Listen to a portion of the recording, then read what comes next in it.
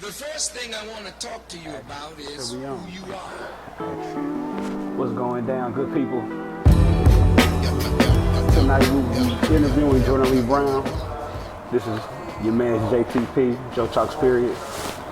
Just taking some time out to interview a brother that's highly achieving and still achieving, highly ambitious, never content, and an absolute substance seeker, willing to give you substance.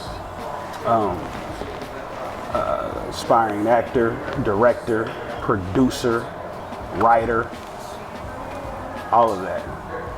I'm definitely having a discussion with the awesome brother today. It's gonna be fun.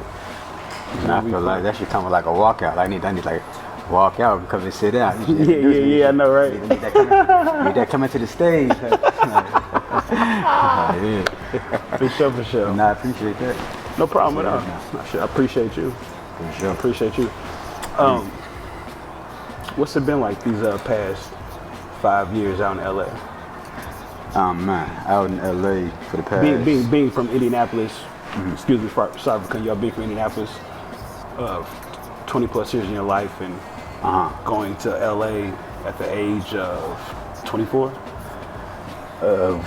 First time, second time, because this second trip has been for January would be 6 years. So, the first time we had came out, and the first time when we came out, what is like 20, I think just 20 years. So, and then coming back home, then dealing with loss of the grandparents, and then pops, and going back the second time now for this past 6 years. That's really when the journey started, because from there it was just something to navigate. Being in LA for 6 years and just coming through, just doing the doing of. My whole thing was not going through the Hollywood door. My whole thing was like building it from the ground up. So that's just a more difficult journey. Like, so when you're out in LA, it's just a whole different task of what it is, people's idea of making it. Like, there's levels to it. So I was never trying to chase the Hollywood thing of just being in every audition room trying to prove that I'm a talented actor and things like that, because I just came to the realization early being out in Hollywood that like Hollywood has no use for black men of substance. So once I realized that, it's like a humbling thing, because people go out there and they romanticize this idea of being a star. So you gotta like really accept that, this environment doesn't really even want me. But it was cool for me because I already had the mindset. I'm just build this shit from the ground up. Like, I felt like you can't write better than me, you can't direct better than me, you can't act better than me. And not like in an egotistical way, just like I just knew my value with the standard how I can create things. And from there, it was just a matter of, are you willing to, take the time to build that? So for the past 6 years, that's what I've been doing. And it's been a great humbling blessing, man, just through the journey of everything. Like, people see my Hollywood journey, LA journey. It's been a real one, just through sleeping, from sleeping in cars, from sleeping in tents, from being able to access. My thing was I had this mentality that I was never going to pay for anything that my mind didn't produce. So like when it came to like 9 to 5, stuff like that, it was like I had to invest so much time into what I was doing that I just accepted that this is gonna come like a crazy sacrifice, because I was just in my craft all day long, and it was like you can't really do anything outside of that. So it really was, they say like expressions like, take the path less travel, all that type of stuff.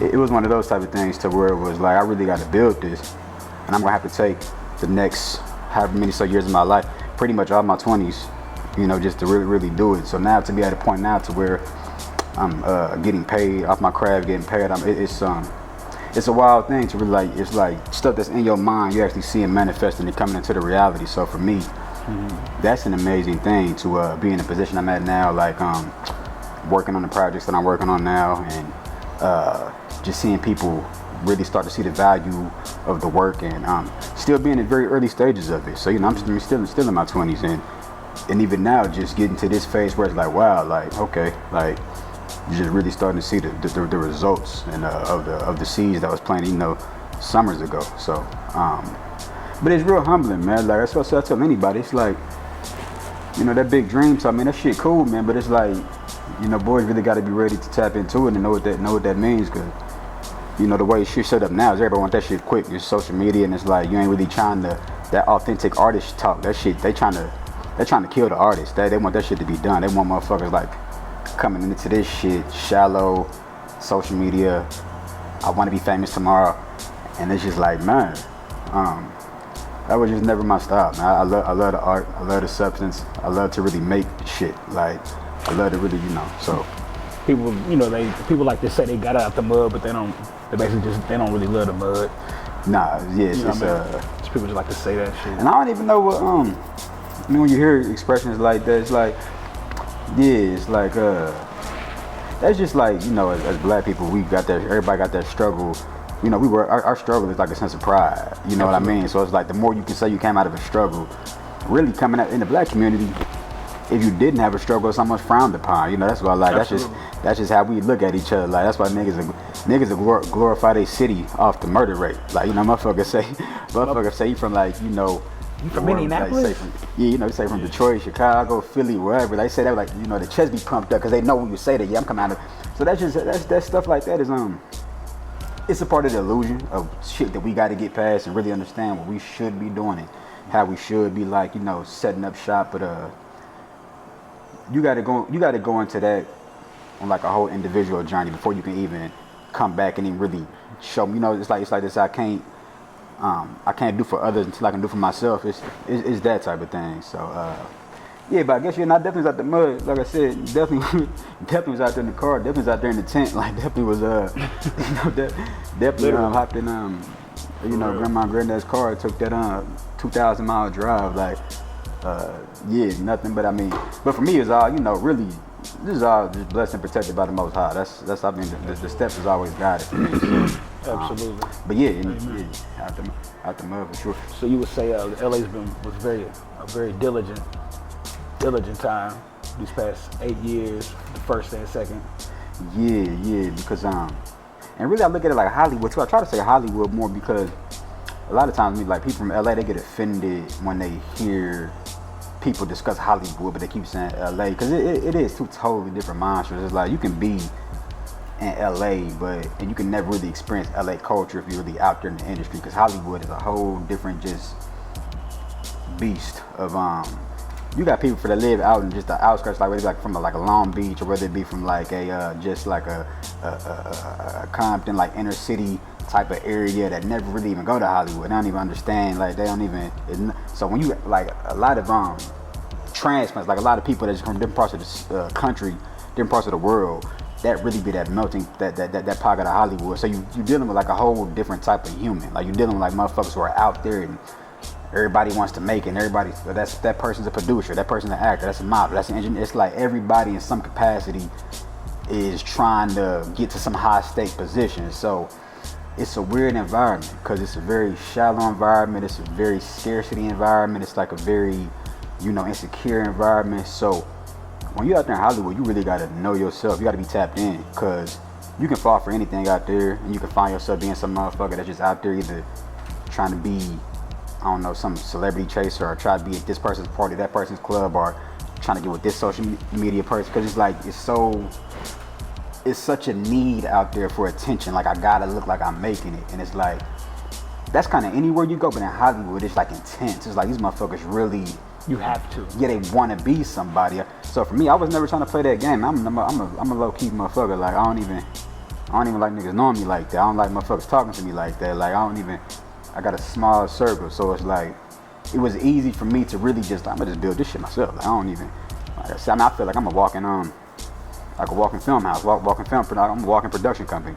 Like I said, I know how to do everything from a film standpoint, to whether you want to direct it, whether you want to write it, whether you want to act it, like whether you want to, I mean, outside of the editing and shit like that, a few post-production, pre-production things, but I was just confident in my abilities to really be like, man, we can set our own standard.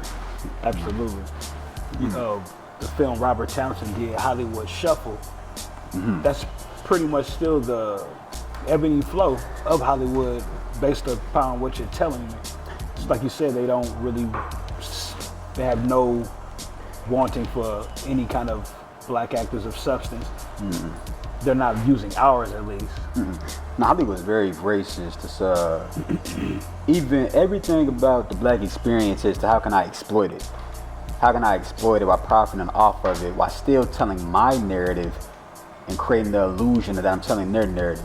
So that's why you can look at the thing now is you'll see them shooting black films, but they keep going to get motherfuckers from the UK.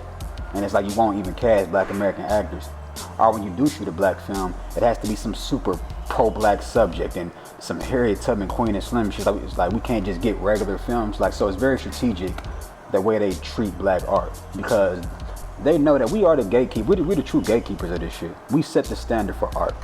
We are the creative minds of the world. We just so desensitized, which is a whole nother conversation, just about the conditioning that we've been put into, that we literally think that they control all of this. And in the way they do, this is their shit, this is their system, but we feel like that we have to operate in the system. And I just took it upon myself to just show people that no, we don't. No, we don't. We can make our own films, we can write our own shit, we can shoot our own standard, we can shoot it just as good as them.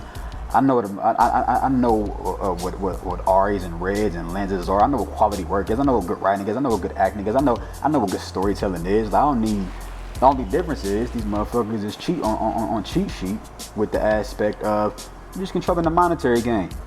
So you might take this next, black filmmaker, and he might not have nothing but 10,000 to work with, but then some person come through and they got this loan, this granddaddy's money, and now you got your $10,000 film, but they playing with 500,000, and we just shooting indie films at this point. They got 500,000 to a mil, so it's like it's difficult to compete with that standard. So now it's like, at that point you got to be a bad motherfucker, because now it's like, damn, okay, I got to take this 10K and make it look like your 500K. That boys ain't playing fair. So that's why we got to just hop out of this conditioning and system that we in. But I don't think it's a difficult thing to do. I just think you got to do it. That's why I just like, cool, I'll be the motherfucker to go sleep in the tent for a little bit then, and just, I'll take that shit on the chin, because we ain't gonna keep playing this game. Like, my whole thing, I've always been, fuck Hollywood, man, fuck them. Like, I don't want to, got nothing to say, like, y'all don't care about me, I don't care about y'all. And that's just where I was at with it, man. Like, don't like y'all films, I don't like y'all stories, I don't like the way that y'all never seem to have black men of substance that really want to talk about shit, that really want to push shit into a perspective. All these niggas seem shallow to me. They all seem like they just care about their little wealth, their little pocket, their little bubble. They not trying to come back and fix all that shit. It pissed me off, so I was just like, nah, I can't. If we not doing this for the people, then really why are we doing it? So I can pull up to my mansion and my Rolls Royce every night and be like, I'm a private jet, and like, that shit cool in the moment, but when it's time to go and we get to that road, you want to look back and be like, what did I do? Sure, when the most I ask you, what did you do? You was like, got some Rolls Royces, and my mansion look good. Like you ain't do nothing, man. You ain't tell no, you didn't make no art. Like you didn't do nothing for the people. So that's just me. I do the shit. This is for the people. At the end of the day, it's for the people. So right. With being a substance seeker, what's your mission to put out with your work? What is your calling? Just the truth telling. I mean, I was when I first got into the craft of act, because all this stuff kind of like organically happened. I was never, I was never running around saying I'm about to be an actor, nothing like that. Nothing about to be like a. That was very random, actually. Yeah, it's real random. Very random. I say it just happened. Yeah, very random. So. But I knew you were a creator. I always knew you were a creator, but I didn't know you. I didn't see you were never flamboyant. So I'm like, yeah. Really? And I'm very, I guess, you can see people would say words like introvert, but that's perspective, I guess, how you look at that. But for me, like, it was just a matter of, as far as the substance seeking, I just look at it as truth telling. That's what I was saying. I used to hate the word actor or acting, because really, if you're doing the craft right, it's anything but. It's like, you're supposed to be, your objective is to tell your truth, and you're expressing your truth through the character. So inadvertently, your truth becomes the character's truth. So, but you got to be really tapped into yourself to understand how to tell a real story, because we just in a time now to where stuff got to be meaningful and everything can't be shallow. I mean, we see the culture, we see even just 2020 how things have been, and there's just like a real attack on our mind you know, to try to keep us where we at, to try to keep us suppressed and oppressed where we at. So that's the big thing for me when I say substance. Like, nah, what's the truth? Like, we got to really start telling these stories and really got to start telling them our way. So that's just what I've been setting up, and that's what I'm doing. That's what I've done. So that's for me. Yes, that's where that substance come in. That substance come in. It's just the truth. So when I say that, I'm just always talking about telling. We got to tell the truth. And that's what you essentially love, is the truth. You see with our culture, we act like we love the truth, but we scared of the truth. When you see our good brothers like Nick Cannon fold under pressure when so-called Jewish people start feeling angry because him and Professor Griff breaking down anti-Semitism and what being Shemitic actually means. Yeah. You know what I'm saying? Like, yeah. And that was pretty much modern day Stoke. You know, he had to donate all kind of millions to a Jewish cause just to keep his show. They was gonna take his show from him if he didn't do that. Yeah. And all he did was tell the truth. Yeah. That's you know, that's where you would say, I guess, like the so-called black man play. I mean, but that's what when I say like this system, that's kind of what I mean. It's like either we gonna get brave or we gonna get lost. Is because even the Nick Cannon situation, I mean, I can't imagine what a person who I guess has acquired a massive state of millions of dollars. They got network contracts. They have pretty much been doing this since Nick came to the game, like what, all that 16. I think he was like the youngest exec. Every bit like 2002, I think, 3 or something. Yeah, Nickelodeon gave him like I think he was like the youngest. I forget, he was like the youngest something over at Nickelodeon. So I mean, Nick came in this game real young, and from there, no matter how pro-conscious you might think you are, at the end of the day, if people are dictating your money source, if people are dictating your source of wealth, you're going to play by their rules subconsciously. You're not even really going to realize that you're doing it. So they going, and you won't even realize that you're doing it until they go, that's too much. So he got what they call nigga wake up calls. Stockholm Syndrome. So it's not even Stockholm Syndrome, because the thing is, Nick Cannon, he was, prior to that whole Professor Griff thing, everybody was putting Nick Cannon on the pedestal of being pro-black, and you know, he's talking about, I'm gonna do the Dr. Savy documentary, and I'm gonna do it for Nick. And he got his car pulled and he failed miserably. It was kind of embarrassing to see that. Even since then, you haven't really seen, he kind of been quiet, he kind of got muzzled. He still do the show. Yeah, so, and it's like, wow. That's a joke now though, actually. Like, I don't even think people really feel it too much no more. And that's what it's gonna take. It's gonna take some real life radical bravery. It's gonna take a motherfucker to come through and be like, I don't care about, I got a $50 million, $100 million net worth, I don't care about my houses. I would lose all this shit over the truth. So we play that Jewish game and all that bullshit. White boys running around calling themselves Jewish and stole the whole thing. All this shit. This shit is completely. It's of the devil. It's demonic. But when you scared to speak on it, when you scared to address it, then you're gonna look like how you look. You're gonna look like you. I don't want to say call them a sucker, because like I said, it's hard to judge a person who came into this thing like at 16 and it's all they really know. And at the end of the day, he thought that he was doing something good. He looks like a robot. Yeah. And the thing is, what probably hurt his feelings, he probably didn't even know that. He probably had to look in the mirror and really realize that, oh, I'm not as tapped into this as I thought I was. Because here it is staring me in the face and I back down. You know, that's like the equivalent of being that person and doing all that rah-rah in the club. As soon as niggas say come outside, you're like, really trying to go outside. Like, it's like, nah, come outside. Look, you was doing all that. I just want to go, just want to talk. So and that's what kind of happened to him. He just found out, oh, I don't want to go outside. So you got to be built on that. You got to be ready to go outside any given moment. Any given moment, you got to be with that. You got to be so. But that's got to be in you. That's for who it's for. I don't think it's kind of hard. It's kind of it kind of get taken out of you if you were used to being a celebrity star. Yeah. For such a long amount, you become a robot. You essentially became a robot. I said I'm a grown man. You know what I mean? So you know we about to be looking at, you know. You came into it a grown man. Yeah, you know what I'm saying? So my whole journey being, like I said, these niggas, like I said, when I say I was in LA, when I say, you know, from humble beginnings to really, you know, out here just really building this and doing it the homeless way and just getting into that whole entire just journey and struggle. And it's like, so from my whole perspective on this is much more callous and much more straightforward. I don't care about none of that Hollywood mumbo jumbo. We got the power.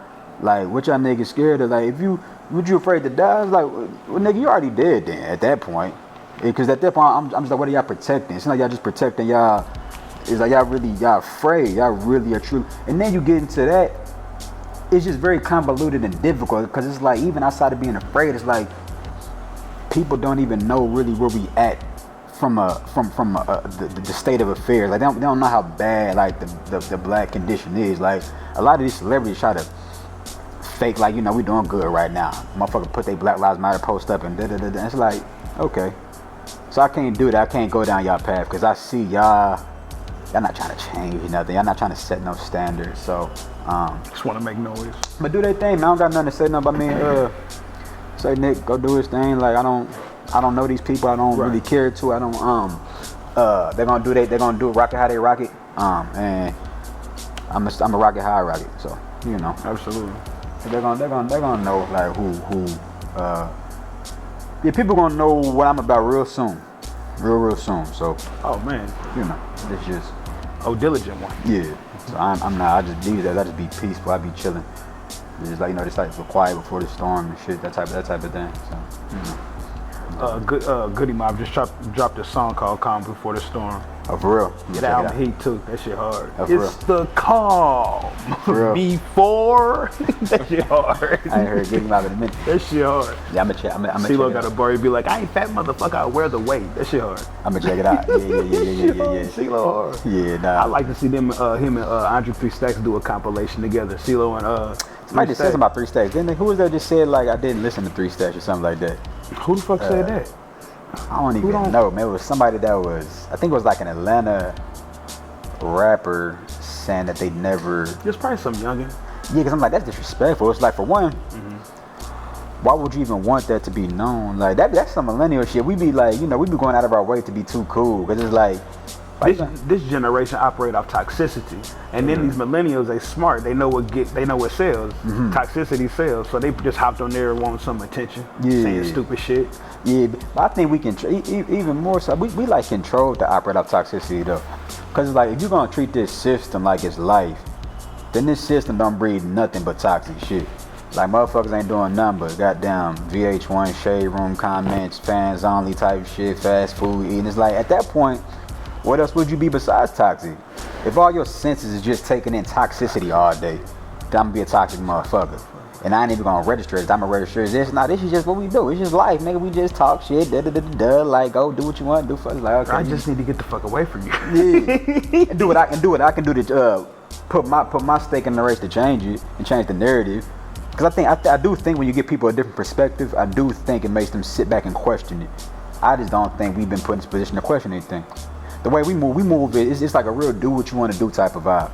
It's like they tell you anything you want to do, whatever makes you happy. That sounds real selfish too. Very. It's very like you're not gonna breed anything, especially in the black community, because a lot of this stuff is just predicated on how do you keep the black community divided. And the best way you do that is to confuse a motherfucker. Right. It's very confusing to tell a motherfucker eat what you want to eat, have the type of sex you want to have, live the type of life you want to live, and then while I'm doing it, while I'm telling you to do all that shit, I'm gonna go out of my way to keep sabotaging shit.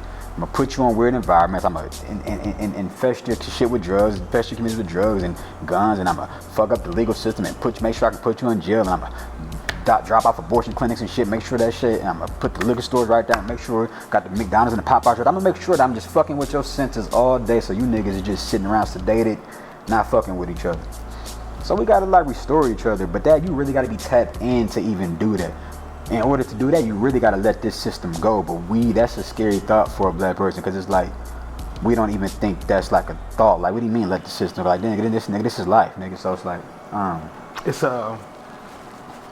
we gotta get into the tradition of law instead of the tradition of toxicity. You said what? You good? Yeah, not touching the mic, my bad. No, we gotta get into the tradition of law instead of the tradition of toxicity. Yeah. You know?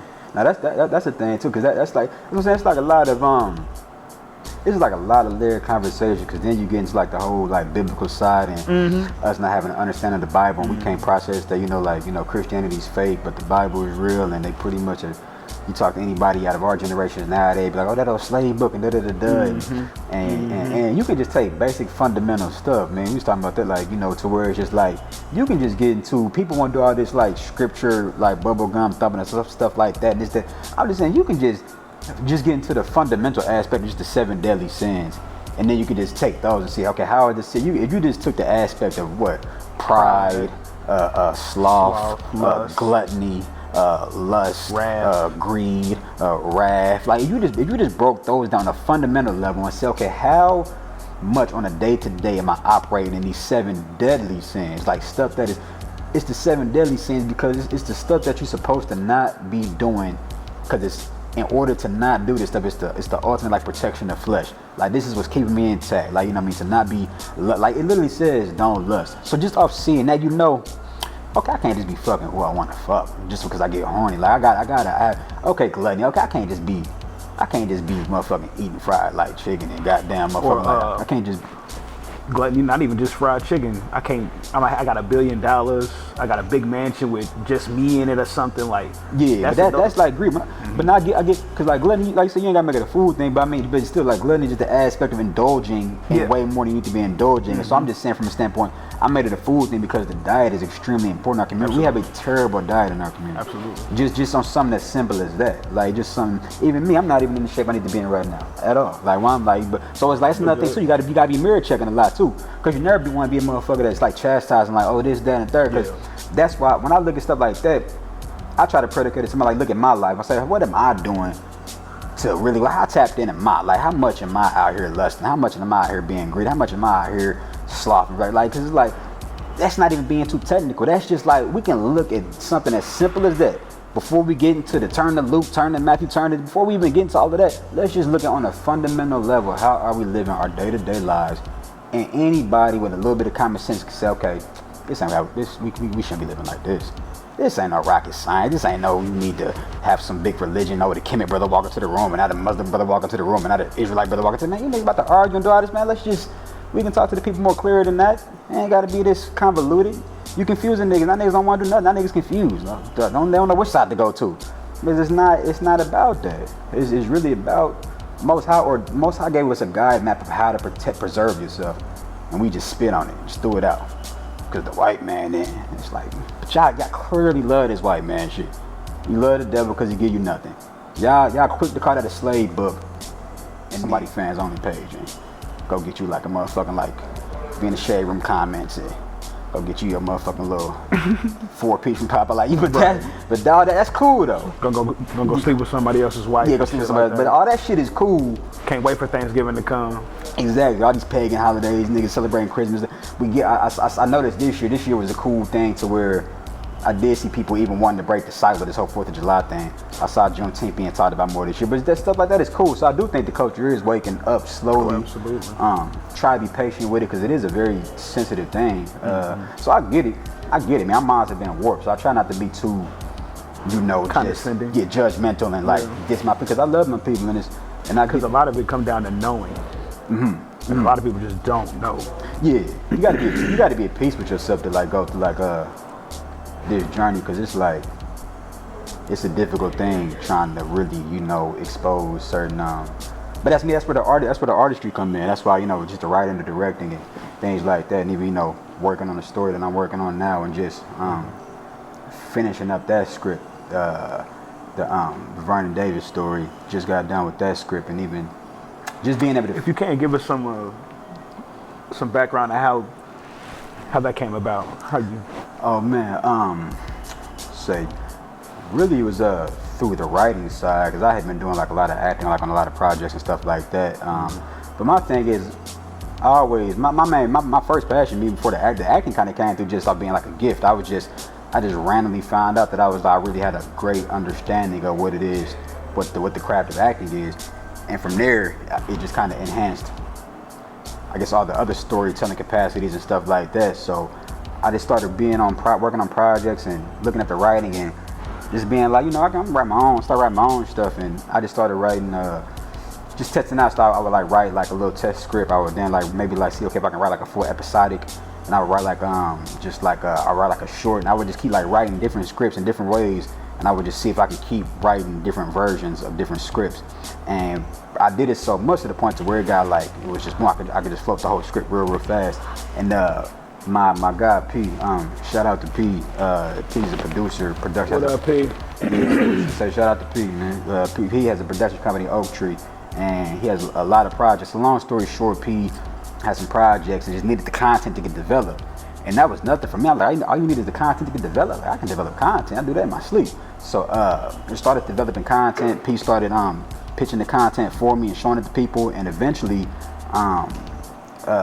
people started looking at it and just wanting, you know, like, yeah, like who did that for you? And people let them know, like, oh yeah, he cold. Like, can he do something? So long story short, P had to connect with DC. P from DC, Vernon from DC. They had like connect like a Vernon. Oh yeah, Vernon Davis. If you don't mind, help my audience understand who Vernon Davis is. The Vernon Davis project. Oh yeah, people don't know. Vernon Davis is a football player. Had like a 15-year career. Played with the 49ers. Got a ring in Denver. Went back to the Redskins. Just retired this year in 2020. And people watch Dancing with the Stars. He was just on Dancing with the Stars. So you know. His brother Vontae Davis, also in the NFL. Vontae played with the Colts, so we in Indy. So y'all know Vontae. You know, y'all ain't watching the Colts. So you know Vontae Davis is brother. Went to the Pro Bowl with the Colts. So both, matter of fact, Vontae, because it's kind of like a joint. It's kind of both of their stories, but it's kind of told to the perspective of Vernon. Okay. So yeah, that's what Vernon Davis is. So he wanted to get his story done, and he saw some of the work that I did. He was like, yo, pretty much whoever wrote this, I need them to write my story. So then we started setting up the meetings and whatnot, and that just turned into a thing to where it was like, yeah, like, yo, I need you to write my story. And from there, it just went. Like, from there it was like, okay, about to write the whole feature. And wow. Yeah, I wrote his story just recently, just recently finished the script. And you know, they really love the script and whatnot. It's a really, really good story. I mean, he has a really intricate, interesting life and his journey of how he was able to make it to the NFL through the inner city of Washington D.C. just during that 80s and 90s period. So it's a real authentic, I think well-developed script. But even, I mean, just opportunities like that just came through because I was just in there. I was just writing. I never even had like the I wasn't even, when I started writing, I wasn't even thinking like, oh, I gotta sell a script. I gotta get this here, get this. I was really just like, I'm gonna just start writing scripts. I'm gonna just start writing these motherfuckers. Like, cause I didn't have like, I'll talk to people sometimes and they always got this one great story and man, I gotta write this story and I never thought like that. I was like, man, I can write any motherfucking story. I don't care what you need. Like, I don't care. So for me, it was nothing to I just started making shit up. That's when I just started see if I can just make stuff up. I'm gonna write a whole episodic. I'm gonna just see if I can just put a show. So that's how. And so from there, yeah, people just started seeing the work, and it was like, you know, who was writing these, and that was cool for me because for me, like the directing and the acting ability is still somewhat under the rug. Like, people don't even know how, like, the acting ability that I have, like on in front of the screen, you know, and the directing ability that I have. And so that's what we've been working on now, just with the production, looking to do really big films with the really big things with the film and whatnot. So it's a cool journey. That's what I'm saying. It's humble beginnings, man. Like, so that's what I'm saying. From, you know, sleeping through just homelessness, and then you get into a point where it's like, man, you're writing scripts and you know, getting paid and receiving checks for, you know, big time athletes and stuff, and now people is like reaching out and looking to you know, like, want to work and they want to develop stories. And I got some really, I'm gonna keep stuff on the wraps, but I got some really interesting names of people that are looking to get their story developed. But some stuff I'm not. I can imagine. Just having the pleasure of seeing your independent work. Yeah, I could truly imagine. Yeah. What was the process of making an American story? Process making an American story, as far as from the black male perspective. Like, yeah, how was writing that? What was writing that and shooting that like? And for me, it's the best shit ever, because it's like the black American experience is the most authentic experience. So it's like, I'm all about that substance. It's the experience. Yeah, it's the experience. It's the experience. So it's like, to be a person of substance and a person of truth telling, that sign me up for that all day. So it's like, we can get to really go in here and we're gonna take you through the journey, what it really is like. And we're not gonna give, you know, a bunch of white producers to come in here and say, oh, maybe change this, maybe do that, and y'all put y'all narrative on it. And now, before we know it, We looking at the Harriet Tubman movie where the white man saving her at the end of the movie and she killing the black man. Like that's just so insulting. It's like, why would you really shoot this movie and you really brought in some white savior complex to it? It's like y'all fucking with us. Y'all trying to be funny. So that's what I'm saying. So to really get into Black American stories for me is cool because like now we really get to tell them, you know. So and then even the rumor around the I think her name is Cynthia Erivo or something like that. I don't really know her or haven't looked too much into it, but I've just heard a lot of whispering of how she's throwing like a lot of shade towards Black Americans, and she's from the UK. So even off of that alone, like you go and get somebody from the UK to play Harriet Tubman that doesn't even like Black Americans like that, that's so disrespectful. But y'all take y'all story, y'all take y'all most monstrous story and find you would shoot the Ted Bundy story and go get Zac Efron to play Ted Bundy. Like, why do y'all even find ways to glorify y'all monsters? Like, Ted Bundy is a person we know one of the most sadistic humans to walk around on American soil. But let's get Zac Efron digital star. Same thing with Jeffrey Dahmer. One got another digital star. Like, why y'all? So look what y'all do for y'all monsters. But we even are people of like just greatness. Let's go get somebody from the UK that don't even like them. So yeah, so I see y'all. So I can't fuck with that. It's a waste of my time. I got to build this shit myself. Cause y'all motherfuckers have me on this hamster wheel for the next 20 years if y'all can. So I'm gonna just hop off the hamster wheel. Fuck y'all. Do this myself. Give a fuck about y'all.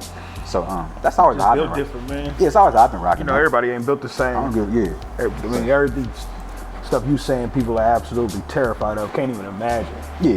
That's what I'm saying. Can't even imagine. You know how I'm rocking though. You know, so that's never been right. in me. That's I ain't right. never. Yeah. So that's it's like nothing. Yeah. So that's just you know what I always bring to the table too. We gonna talk that shit. We gonna speak that truth. And you don't like it, and we right here. I like to use verse B's.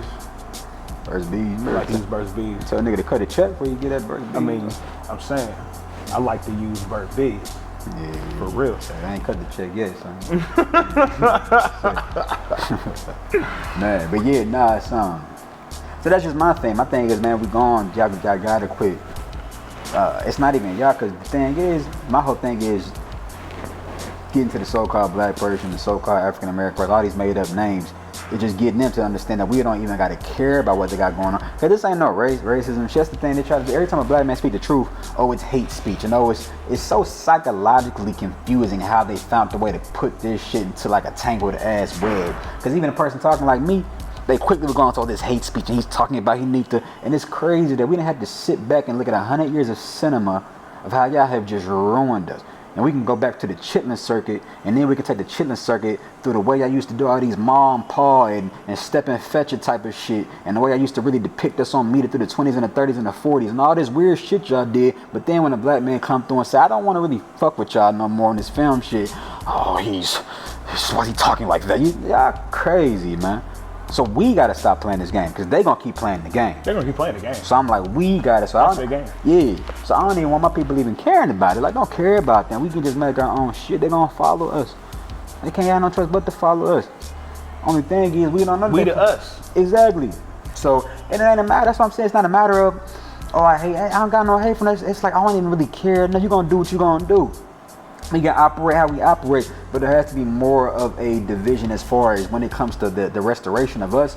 We gotta start understanding. They say we a monolith, but we really don't operate like one. If we really operate like a true black American monolith, then we would really tap into changing stuff. But because we're so divided and we're so different, we have so many opinions, and everybody's going this way, and that person has this, and this person, it's like, damn, that's a shit show. So yeah, I see why y'all can keep us in this circus. What's that M word you were using? A monolith is pretty much when you pretty much trying to sound like you take one group and pretty much trying to say all their opinions. You hear words like that come around like elections, like the place we in now. They say, oh, the black Americans, they treat us like a monolith because they say we're all Democrats and we're all gonna vote Democrat, and we sit back and go, nah, you got some whatever, some Republicans or some people, some private parties and independent party type of shit. But outside of that, just on a fundamental level, if we had a true understanding for what has happened to us, the disadvantage that we at, the oppression that we at, then we would operate and be more of the same opinion. Because now we would know that, okay, there's something against us and we gotta like react to it and really respond to it. But because you would talk to a motherfucker, man, get money, man, fuck all that, man. You trying to say, man, fuck the people, man, go get some hoes. It's like, okay, that's difficult because you're not really tapped into what we need to be doing. So, So yeah, but when we do get more like on that monolith pocket, then I guarantee you'll see. But we got to take back names, man. It's confusing, man. We still calling ourselves black, still calling ourselves African American, still calling ourselves American, like all this. So even at a level like that, it's just confusing because it's just like we don't really know where to start. So when you start to understand that you start from just really saying, okay, we can't do this shit no more. Y'all laws, y'all government, y'all rules, y'all education, y'all religious system, all that, we can't do that. So once we just say, okay, we got to put that down, it's a beautiful thing. And then we accept the aspect that we do got to return to the Most High. Because I'm not, that's another thing, like black people that completely put down God and like what made the white man God. Because it's just everything that we do is just of the white man. It's his system, his laws, his rules. So just stuff like that. Once we really accept that, we got to return back. We supposed to be far more obedient to what we've been. But that stuff gets scary for people. That starts to sound too just, it's like, like, what you mean? Like, just the simplest thing. You could take the simplest thing about how a person's maneuvering, so you probably shouldn't do it. And it's like, you can walk on a person and be like, hey, yo, like, you know, hey, stop eating shrimp, maybe. Like, just, you shouldn't. Nigga, what? Shrimp? Nigga, I'm about to get, like, some crab legs right now. 3 dozen of them shit. Yeah, I'm about to get some crab legs right. So it's like, even something like that, where it's like, you got to. Fried, too, nigga. You got to process that. You got to process something as simple as that. Like, why do we even like shit that we not supposed to be touching? Just like what Wesley Snipes said in New Jack City. When he was talking about, I don't know no niggas that own no plane. So I don't know no black niggas that own no fish distribution centers. But I do. So when you even look at that, like, how has white supremacy found a way to filter our communities with everything we're not supposed to be? Why do niggas love crab legs so much? Why do we love shrimp so much? Why do we love pork so much? We don't even filter this shit into our communities. How do y'all know our system so well that y'all know how to sabotage it? And now we sitting here loving this shit.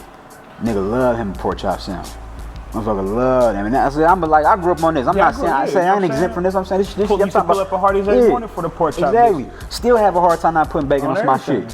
That's what I'm saying. So it's like you done warp my whole spirit. You ever had candy bacon? That sound amazing, but not happy. Like you said, but that's what I'm saying. So it's like you done took my whole essence and you sabotaged it. So it's like walking up to a junkie saying, you gotta put the crack pipe down, but in the middle of taking the hit. Like you walk up to a junkie in the middle of him taking the hit and say, yo, you know, you shouldn't be doing meth or you shouldn't be doing crack. That junkie gonna spaz out and get the fuck out. Tell me, like, so that's what it's like talking to black people. Like you can't walk up on us in the middle of our sickness, say, yo, put it down. Cause right now we operating like junkies and we addicted to this shit. So it's a different thing. A lot of that combative response is the spirit of guilt. It can be the spirit of guilt, man, but it's difficult to put down an addiction, man. Yeah. Like if you've been eating, you know, this way. Don't nobody want to be guilty. Nobody want to be guilty for sure. That you're right about that. There's definitely like a spirit like of guilt, and also too, but it's like just the ignorance of not even knowing that you're doing something that you like. People ain't even processing like how we talking now, because they just live in life. They just live, and you trying to survive, man. You trying to feed your family, man. You just trying to do whatever's what. They just trying to make it out there. So. Like I said, I get it. That's why I try not to be like one of them niggas that's just judging my people like, oh, you niggas is not like, because I can't do this. Like, I understand why we operate this way. So that's why I was okay, I got to just build it myself. I got to just go around this back door, lay down this foundation. And then from there, you can navigate, you can articulate, you can maneuver, and you can set up shop. But trying to do it within, hell nah. That's like, you know, you wouldn't walk into like a house that's completely burning down, and you walk inside the living room and start throwing buckets of water. You gonna start throwing buckets of water while you inside the house? Like, no, you gonna step outside the house and try to put that fire out. Like, you can't walk in there. You'll never see a fireman go inside the house and start like, them motherfuckers start from outside, spray it down real quick, calm the fire down, and then you can step inside. But right now, trying to do this shit now, it's like walking into a burning house, trying to put it out. Like, you about to burn with the house, fool? Like, get out. Like, so, you know, just stepped outside real quick and, absolutely, you know, maneuver it. What independent film did you enjoy working on the most? I worked on so many of them at this point. How many? 6, 7? If you don't mind. 6, 7. In Hollywood, really in life, I'm starting to realize with life. Life is just taking like a bunch. Like, life really is a boxing match, man. It really is. Like, how you go, how many shots can you take? How many shots can you get back? And if the fight go the distance, you know, can you really get, you know, be that one at the end? Just with the hands raised, like, hey, now finish that motherfucker. Like, so it just, yeah, that's kind of Hollywood put that to perspective for you, because you can just be in so many pockets of just doing dope shit, and you just woo, and then you find out like, oh, okay, well, the shit that I thought was coming out this year, nah, it ain't coming out. Like, you know what I mean? It's just that quick. So I got used to it after a minute, but I done worked on a lot of shit, man. And that's the thing, what people don't realize is when you building something, that's what they said. They said like 10 years to make an overnight success, or 5 years to make an overnight success. It's kind of that thing. Cause I got so much shit that I've done that people have no idea what I'm even talking about. Even right now, people watching this, they wouldn't really. Would depend on when they watch this. By the time people watch this, motherfucker could just be out there. But they'll see me from a starting point of whatever project it is. Like say if it is like a Vernon Davis story, something like that, or something that's really big now. But they'll never stop and think that motherfucker was like for 5, 6, 7 years, like just doing so much shit just to get to where now I know this nigga's name type of thing. So it's a journey, dog. Do you have a favorite independent, short or long? I like a project that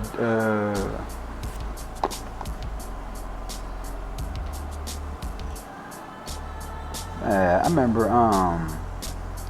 working on like a pilot project called a boxer's fight. I thought it was dope because I thought that could have been like a really good pilot to like a episodic, like I could picture that being like on a Netflix, like something that would be trending #1. Because I like the kind. I always like boxer stories anyway. Boxers got such authentic stories. And then worked on a project. Who casted in a boxer story? That was like stuff that we was. That's what I'm saying. That go back into so independent to where, like I said, I took so much stuff by the reins to where we just started like creating. Because I've got so many projects that we was creating ourselves, and even just me doing that was an amazing thing because we started creating shit ourselves so fast and so good that we was getting called into like HBO for like meetings. Like HBO was trying to figure out, like, who are y'all? Like, what are y'all? Like, y'all just like I had my guy Logan, and it was like we was like a 2-man show, and we was having meetings with Hula, meetings with HBO, like just meetings with now I forgot the name of the production company, but they working on the Clint Eastwood film right now. So we were shooting shit at such a quality rate for like such low budgets that they were trying to figure out how we was doing it. So, but it was purely just off the talent. We created a formula. Like we really figured out a formula to make good, quick like films and just get this shit out there and stuff. So, that was probably, matter of fact, as far as like working on project, that was probably the biggest thing. That probably was the funnest thing, is working on creating your own shit and then sitting back watching what your own shit's gonna do. Cause that was like, damn, and that really started like plant the seed in my head, like, oh, you really don't need Hollywood. You just need, motherfucker, you need the nerve.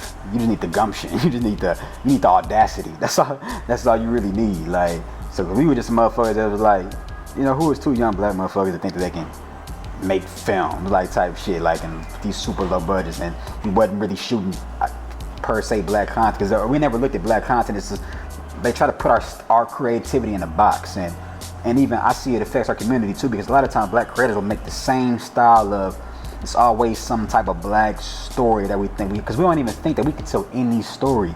Like, we are the flavor of this shit. Like, it's nothing. You see what they do, that's what I'm saying. Yo, watch white supremacy. They'll put themselves in Egypt, they'll put themselves in Africa, they'll put themselves just in motherfucking one Matt Damon, just a samurai or something like that. It's like, you know what I mean? They say, so you look at how they do, and it's like they got a psychosis to where they just completely will tell you that word, like, so it's like we don't. It's a lie. Yeah, and we'd be the ones that's so humble to where we just keep making the same style of genre of topic. It's either gonna be like some, poverty story of trying to make it, trying to survive, or it's gonna be some type of Black Lives Matter type of thing, or it's gonna be like some slave people. And all that's good content. That's beautiful. If you make it right, do it. I'm not knocking that. But at the same time, people know what I mean when I say our standard of creativity is really being stereotyped, and it's really being lowered. Mm-hmm. It's like they had purposely set the bar low for black content. People even got a joke in Hollywood, like, to where it's like, it's almost like an insult to say, like, is it like some BT type shit type thing? And we got to change that, because it should be like a beautiful thing. So when you say that, it should be like the standard. But when you hear that, people almost already drop. I was like, it's some low budget, it's some black people stuff, like, and it's like, that's crazy how y'all have switched the narrative like that. And we really set the standard for what great content is. So we just gotta wake our minds back up, because it's not hard for us to hop back into that.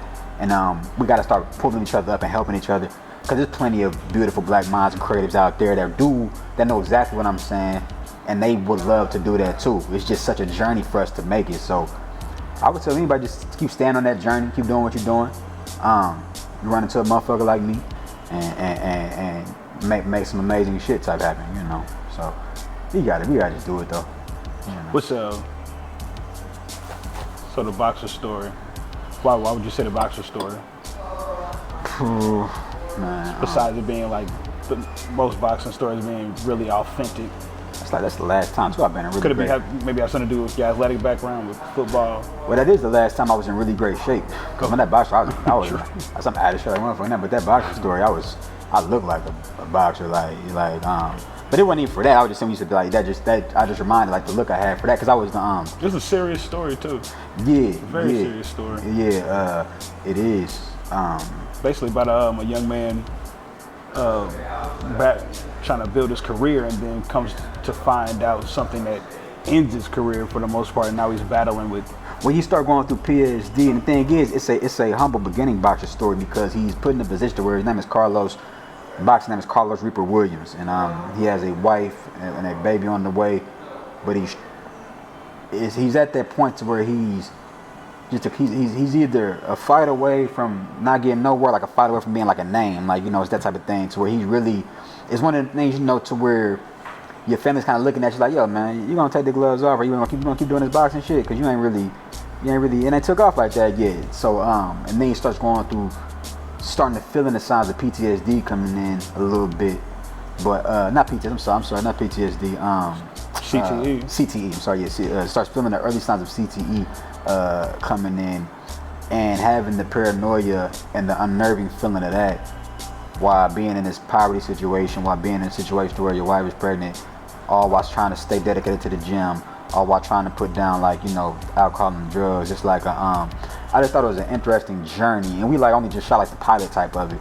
But when I saw it, I was like, man, that would really be like a good episodic. I can like picture that being like a couple seasons, 3, 4, 5 seasons on Netflix to really just show his journey. But I mean, I like that story because it kind of connected to like the experience of you know, what it's like to you know, be a black man, try to figure out some ways to make it and shit. Because, you know, in this system, we don't be feel like we have too many ways. So a lot of times you will see like a lot of black men will tap into things like sports, of course, and just whatever, just our art, just boxing, rapping, just stuff like that, where we can feel like this. I can control this, and I can control my work ethic. So that's the thing, you know. Discipline. Yeah. But it really is like dictating your work, because we don't know. They try to put this lazy narrative on, and it's like no man wants to work for somebody else. Like, it's in your nature to want to do. You want to work. You just want to be working for yourself. So that's why motherfucker will say, I'm gonna be a boxer. I am gonna be a rapper. I'm gonna be, because in your mind you're like, I can do this myself. I'm not going to some 9 to 5 every day punching in just to be like, because I gotta. Now you got a family, gotta take care of it, then handle your business. But if you're out here and you know, no chick or child type of thing, or if you know how to take care of your people, then it really is a thing to really just set it up for yourself. But that's why even on the illegal side, you would have a nigga go sell some drugs, because it's just like the individual aspect of I can dictate this. I know what I'm bringing in. I know what type of product I got. I know how to move it. Like, I can do this myself, even though it's illegal. But it's still, my mind feels more independent. I still feel more confident about doing this shit than I would going in to go clock in, because that shit dead. Like, so it's just, so yeah. Overall, the story is just a real intimate story of just showing the journey. But and even Tommy's Love is one I like a lot. So we're completely, because we went to that one, was trying to say like, what's some stuff that they wouldn't say black people would even make. Like, we couldn't, like, you would only picture this as like you casted some white guys to do it. So we made like some whole psych thriller. That was good. Yeah, that was awesome. Yeah, it's an interesting story. Got like, very interesting. Yeah. So it's like a whole psych thriller, kind of serial killer-esque concept, mental illness disorder type of thing. And Tommy's Log is wild. That's another one where we like was creating like pilot content. But all of these really, I feel like even still, we recently actually just got a deal with I forgot the paper. I don't want to say not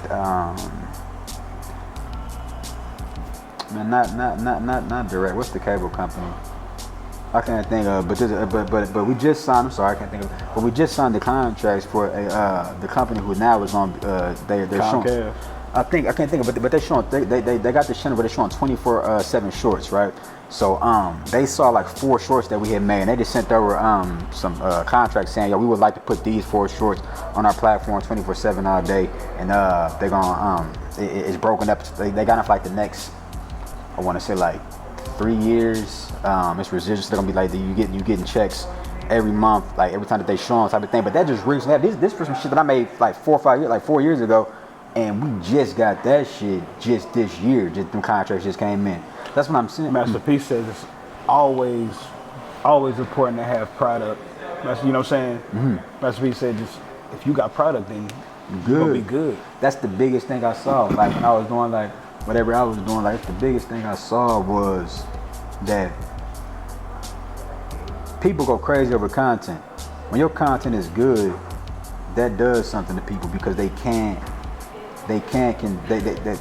content is very valuable out in of course Hollywood, but it's like good content. When you give people good content, it's almost like you got drugs. So we start to walk. That's why we was getting these meetings with HBO and stuff like that. Cause it was like, who are y'all? Like, how are y'all? Because it was like we just cranking out good content. So I started to see right there, like, okay, if you make good content, then you can really, like what Master P said, you can really get into some rooms and show motherfuckers just like the I remember Mad T like, look what I can do. Like, but it's like, is that effect? It's like, motherfucker, just what it's like, yo. Yeah. It's that effect. So motherfuckers see your shit, they get to tripping off of it, type of thing. So now content is king, man. Like if you got anybody, if you're a writer, write, man. If you're an actor, find ways to put yourself on camera. If you're a singer, sing. If you're a songwriter, write songs. Like don't be thinking that you got to get that money thing out of your mind where I'm only gonna do something if I'm getting paid. It's like, motherfucker, how you fucking expect to get paid then if you don't do it? You think you're only gonna get it when you're getting paid? That's like a motherfucker trying to get good credit without having no credit. It's like, how you think you gonna get good credit if you always operate in the state of I'm not gonna use no credit cards, I'm not gonna put nothing on, I'm not gonna. Then you're not even showcasing to the credit card companies that you can establish good credit. So you gotta look at your product like it's credit. I'm gonna show y'all what I can do. I know you're not paying me for it yet. I know you're not getting, but I'm gonna just show y'all that I'm cold. I'm telling you, if you confident in your abilities at what it is you do, I don't care if you make motherfucking checkerboards out there. You feel like you're the best checkerboard maker on the like make them motherfuckers, and people will start to see that. Look at the craftsmanship of how he makes these. You gotta just do this shit. We gotta break this cycle of I ain't getting paid and I ain't in. We got that bad in our community. We just really don't like doing stuff. We feel like it's and it's like y'all don't appreciate the what J. Cole says, beauty in the struggle. Mm-hmm. Like that's that type of talk though. It's like you got to appreciate the journey of what it is you're doing. If you love it. If you don't love it, then man, wave the white flag and go do something else, man. You might like for real, because if you don't love this shit, you're not gonna be able to continue to do it. You gotta love what you're doing. That's almost like law. That's nature. It's like you're not gonna do this shit if you don't have a passion to do it. But if you have a passion for it, just do that shit and do that shit. And as you perfecting it, as you getting better, when that preparation meets that opportunity, it's a beautiful thing. So that's how I look at even this. Like if I was never writing scripts, I still would have met Vernon Davis, but I wouldn't have had nothing. Would have been nothing, because I'd have been somewhere like I ain't writing no script unless I get paid. But by the time I met him, I had so much. I'm like, man, look at this, look at that, look at that. He like, oh yeah, write my shit. It's nothing. He was a no-brainer for him. I was like, yeah, write my shit. Yeah. So I had product though. So you just gotta do what it is that you say you do. And if you don't do it, then you just some talking ass motherfucker. That's all you are. You just talking, like, you know what I mean? So you gotta do it. Absolutely. Yeah. Absolutely. What would a lot of your indie films really deal with mental illness? Mm-hmm. Brothers dealing with mental illness. Mm-hmm. What could we do as brothers to relinquish this whole thing that we can't speak on our issues because that's depleting to the spirit. It's just a time for us to uplift each other, because a lot of brothers is really dealing. I just got off the phone with one of my old friends. He told me several times he's had to contemplate not committing suicide. Mm-hmm. Mm-hmm. And he's not the only one that's dealt with that. No, for sure. And I try and tap into the. I definitely have. I am a man, so of course I have almost like a bias, since I have a different understanding of that perspective. But I try and tap into the culture, even from like the woman perspective all the way to the child perspective.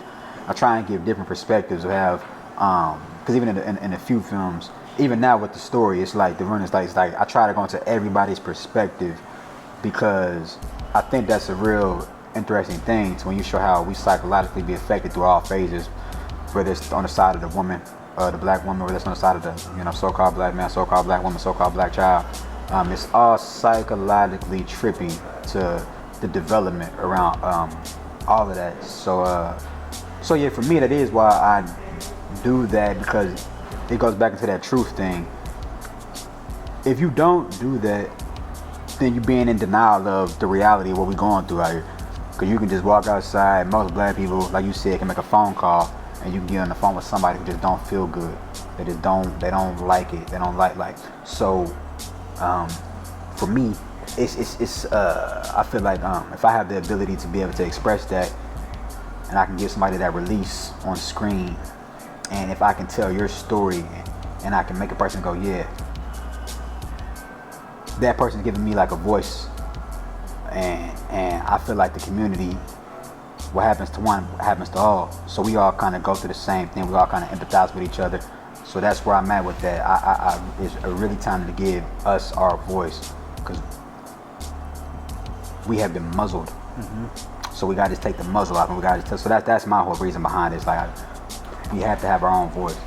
We have to have our own voice. Mm-hmm. We also got to understand, as you told me, your struggle is really only unique to you.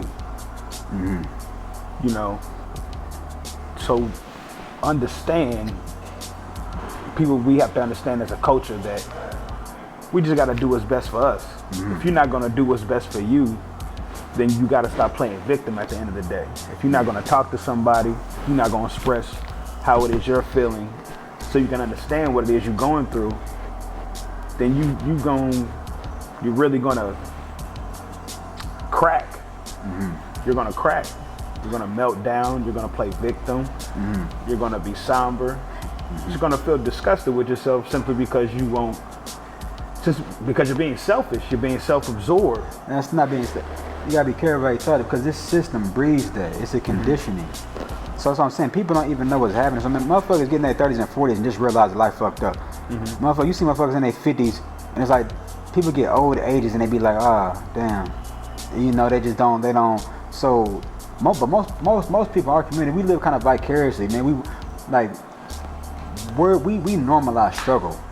We think it's normal to be born into struggle. Motherfuckers we wake up born in the projects. We don't even question it. Don't nobody black born in the ghetto ever go, why we in the ghetto? We just think we supposed to be born in the ghetto. Yeah. So that's what I'm saying. That conditioning is very, very strong. But at the same time, your desire to want to express yourself is stronger. So then when those two meet, that's when you start to get that passion, but you can't release that passion, it's suppressed. And now everything else there becomes depression, now it becomes suicide, now it becomes, I don't fuck with nobody, I'm cynical, I'm angry, I'm bitter, because there's no release. We all artists, we all have brilliant creative minds that have completely been pulled out of us.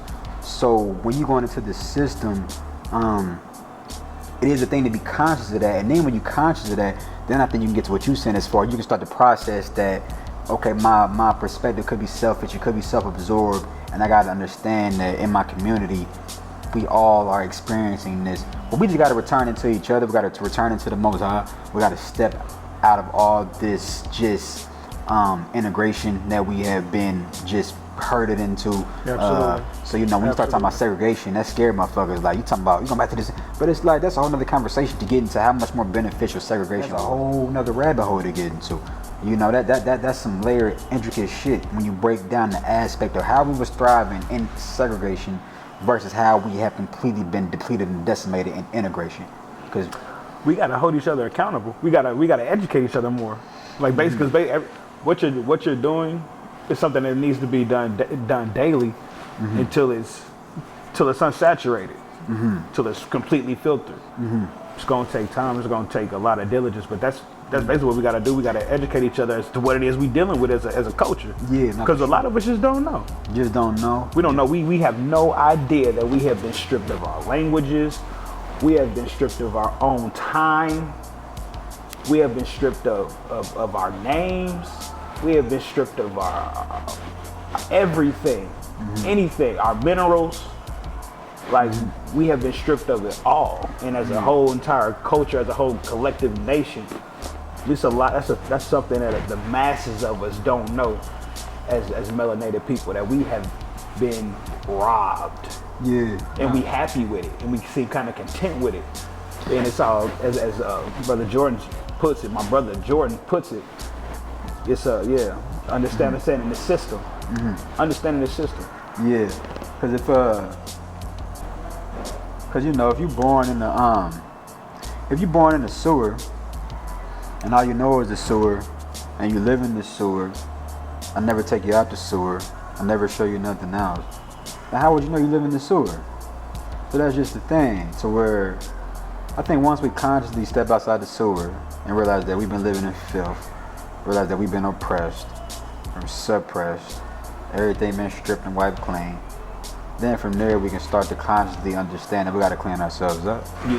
But as long as we living in filth and not, having any full conscious of understanding that's what we're doing, then it's a difficult thing.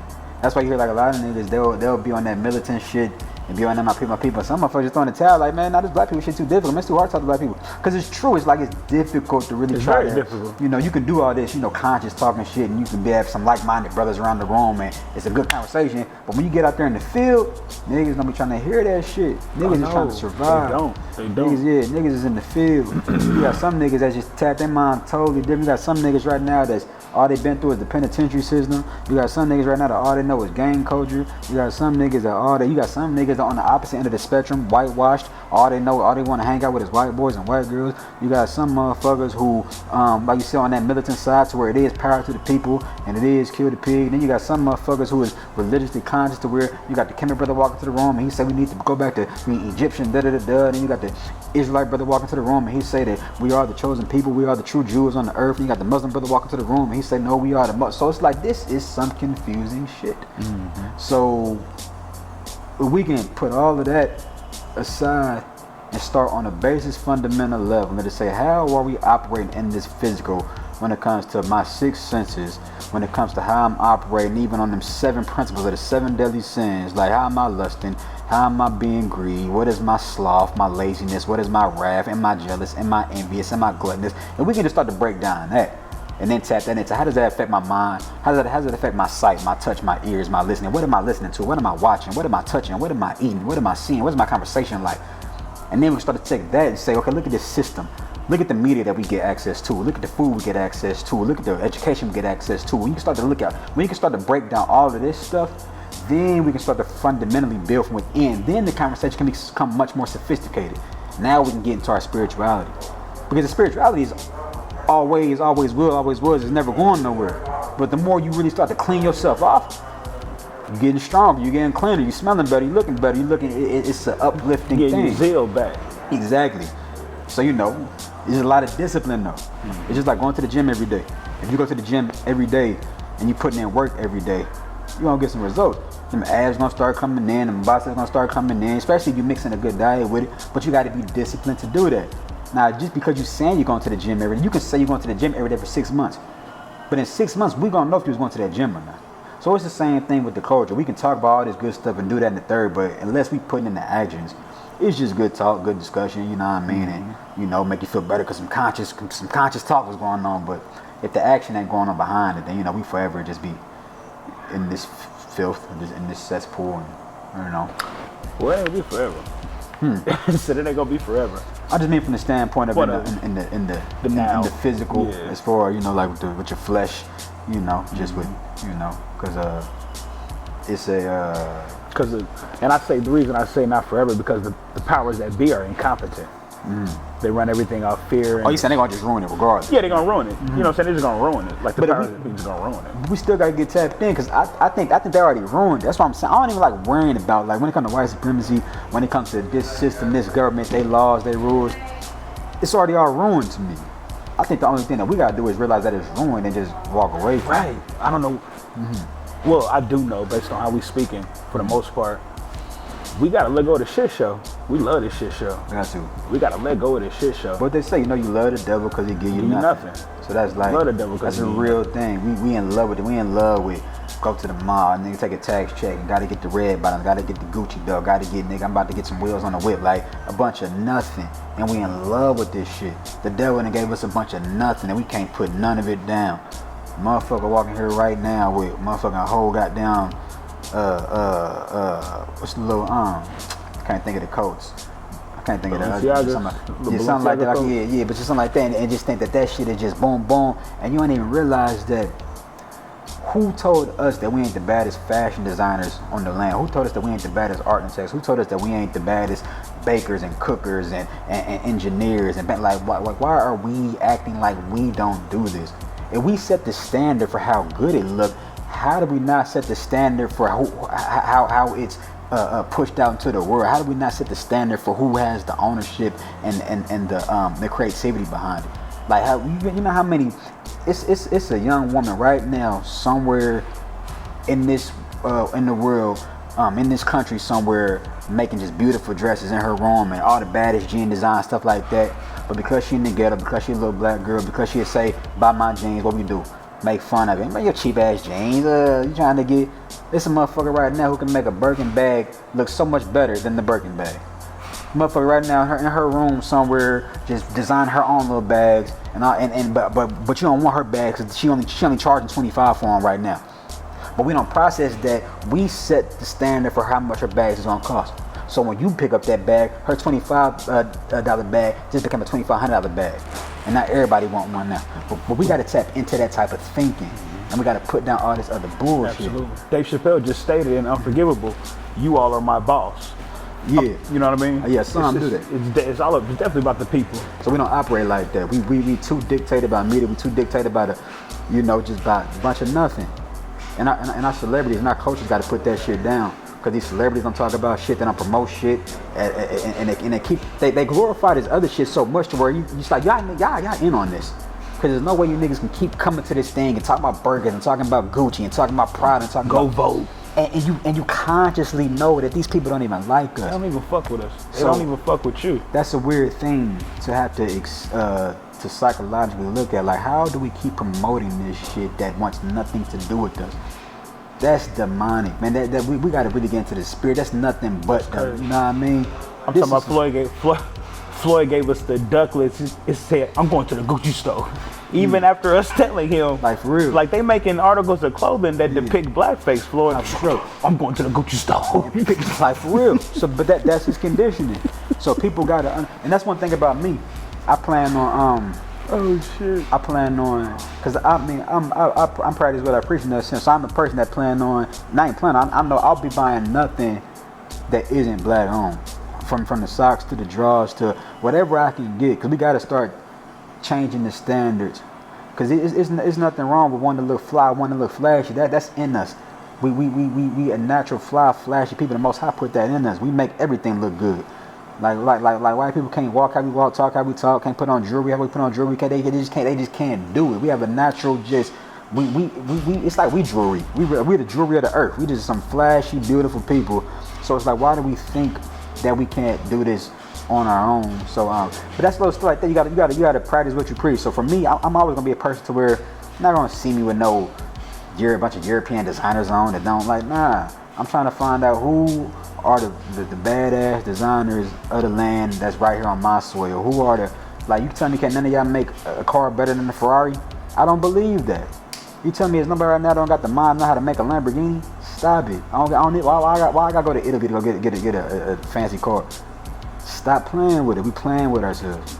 So we just gotta, adjust our mentality. But I think we're doing it. We absolutely. It's daily. Mm-hmm. It's daily. And understanding the Most High got his battles and we got ours. Yeah. For real. For sure. But for me, it's just honestly about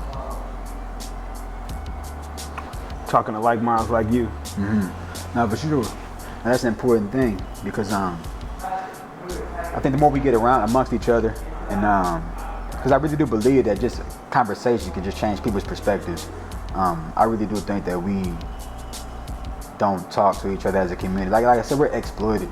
even sites like the Shade Room. I'm so fascinated with humans that I go to the Shade Room sometimes. I just look at how like y'all really found the way to be toxic all day. Like y'all actually like exploiting the Black American. And I don't even think Black people own it. I think it's like a Nigerian woman. It's like some white dude. Like, and it's like, that's crazy how y'all so obsessed with us.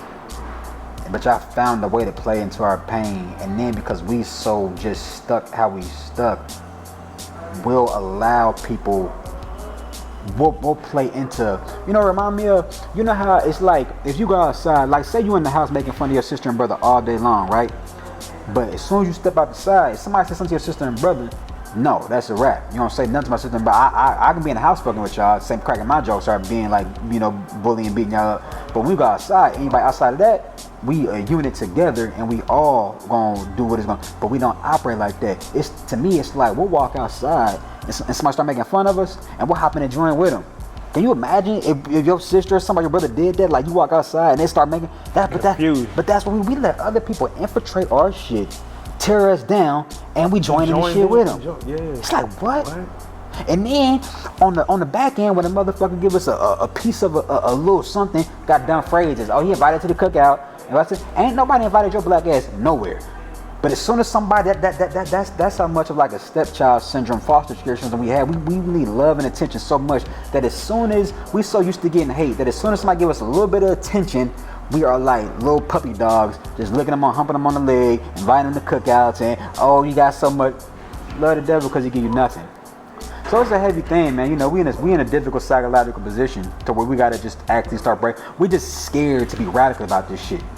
We're just scared to be like, no, I don't fuck with you until you start fucking with me.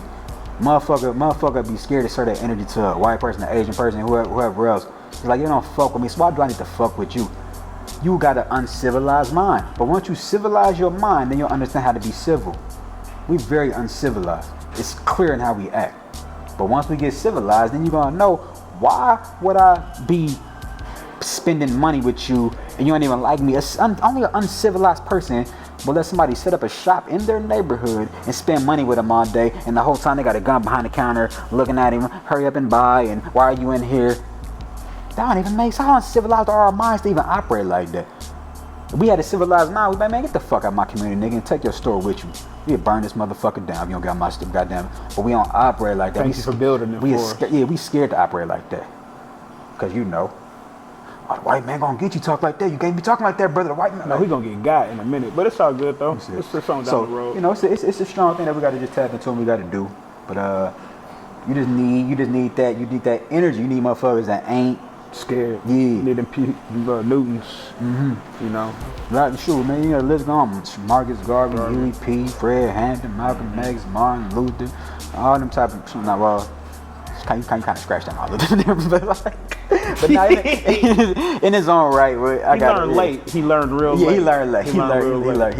He learned real late. But he learned though. Yeah, nah, he definitely did.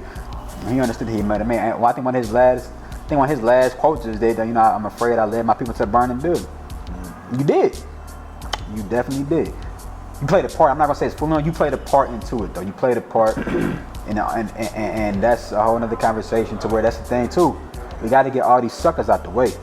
Too many of these preachers is suckers. Ain't nobody talking about nothing. Too many of these niggas is not speaking on nothing.